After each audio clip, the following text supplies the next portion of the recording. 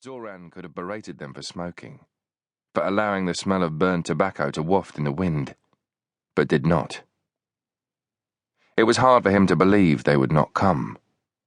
He strained his eyes to search for the tiny torch beam that would show his trust had been well placed.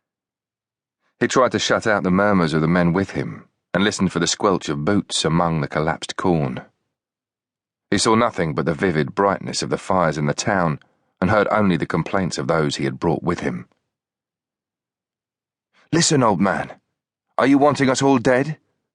They aren't coming. They would have been here by now if they were." 24 days ago, he had walked fast down the path.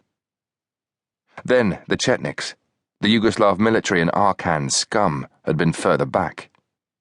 Now they were closer and had snipers with night vision gear who watched the gaps where the crop had failed. Artillery and mortars were used at random, and it was only possible to cross the fields at night. Wait a little longer. They promised they'd come. He gave me his word. 24 days earlier, clutching a weighted briefcase, Zoran had negotiated the path through the corn and travelled with the hope and sacrifice of the village stuffed into the frayed leather case that had once held classroom notes and textbooks. Telephone lines were long cut, and the enemy listened routinely to the Motorola radios.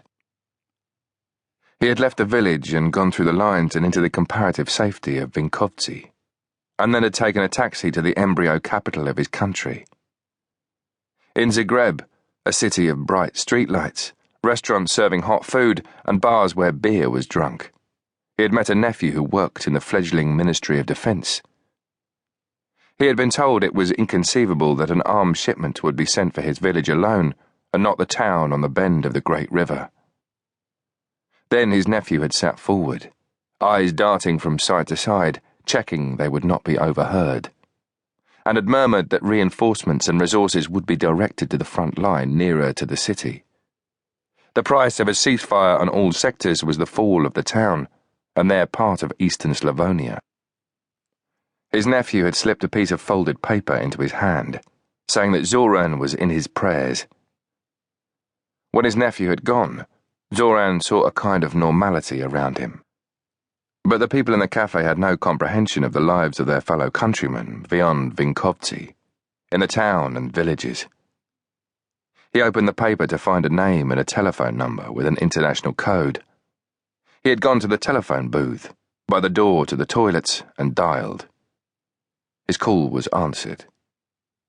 He had lingered in the city for 2 days, unable to learn anything about the siege on the Danube. He had hated the place, had felt a stranger among his own.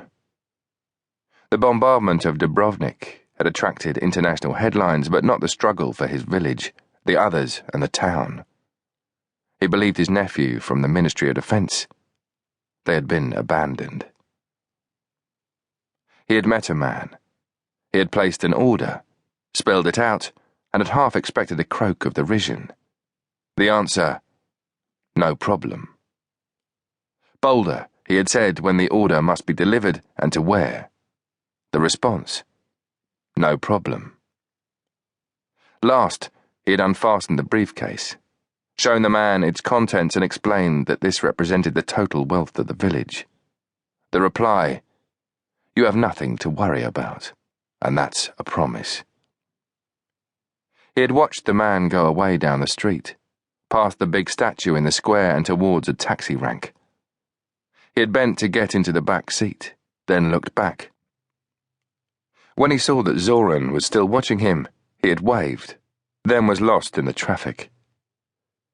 Zoran had gone home, on the bus to Vinkovci, on foot along the cornfield road to the village. That had been the last time the path was used in daylight.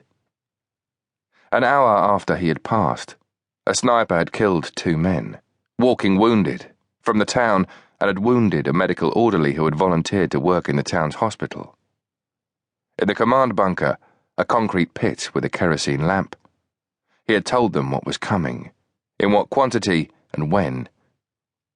He had seen skepticism, doubt, disbelief, and had sought to suffocate it.